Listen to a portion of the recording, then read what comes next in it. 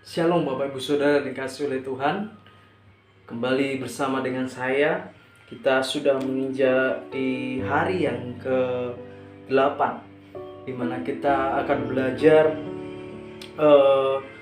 kita akan memberi tempat Roh Kudus berperan aktif dalam hidup kita.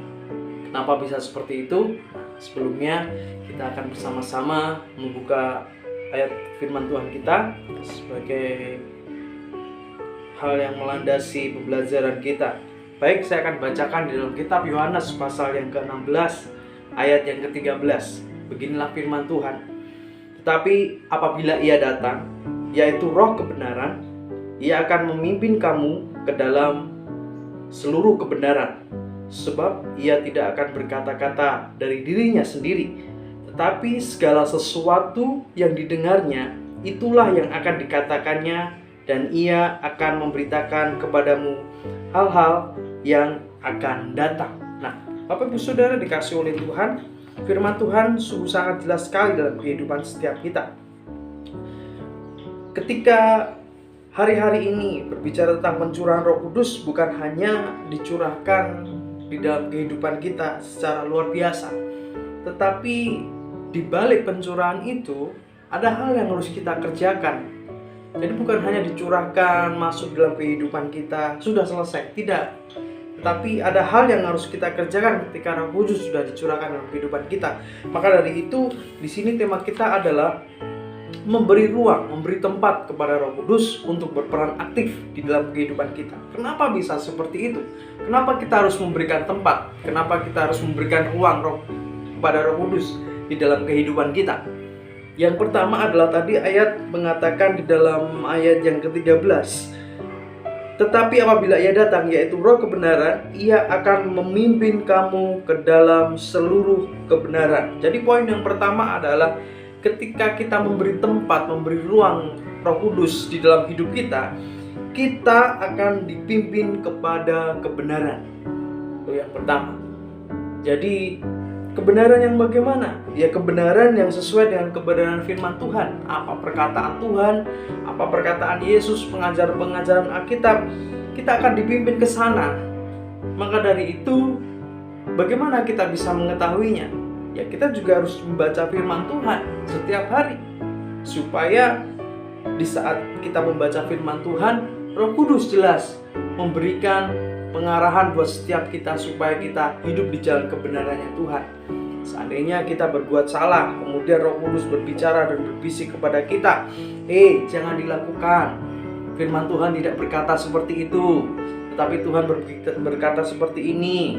Ketika kita membenci seseorang, kemudian Roh Kudus akan memberikan suatu perkataan buat setiap kita. Jangan. Firman Tuhan mengatakan kasihilah sesama manusia. Berarti kita tidak boleh membenci. Ya, ketika kita memberi ruang kepada Roh Kudus dalam kehidupan kita, Dia akan terus berbicara dalam kehidupan kita. Tetapi ketika kita menolak Roh Kudus, kita tidak memberi ruang kepada Roh Kudus, otomatis Roh Kudus tidak akan berbicara kepada kita, tidak akan bisa mengarahkan kita kepada kebenaran. Bahkan ketika kita melakukan suatu perbuatan yang jahat, suatu saat menimbulkan dosa, itu akan lebih jatuh lagi di dalam dosa. Maka dari itu, ketika kita memberikan ruang atau tempat dalam kehidupan kita untuk Roh Kudus bekerja, maka yang pertama adalah Dia akan menuntun kita kepada jalan kebenaran. Nah, itu poin yang pertama. Poin yang kedua adalah di sini mengatakan, tetapi segala sesuatu yang didengarnya,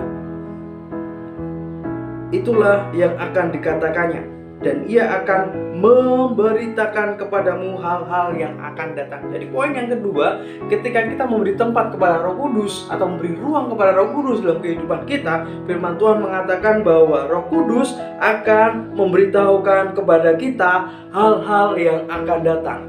Apa itu hal-hal yang akan datang? Bukan tentang masa depan kita, bukan tentang apa yang akan terjadi besok-besok, tidak. Tetapi hal-hal yang akan datang di sini terfokus kepada kedatangan Tuhan kedua kalinya. Nah, ketika Tuhan datang kedua kalinya, apa yang harus kita kerjakan sebelum Tuhan Yesus datang kedua kali? Nah, Maka dari itu Roh Kudus terus mengingatkan supaya tujuan hidup kita di bumi ini menjadi serupa dengan gambarnya. Ketika Tuhan Yesus datang kedua kali, Dia akan menjemput mempelai pengantinnya. Siapa itu gerejanya? Gereja siapa? Kita sendiri. Tuhan Yesus akan membawa kita.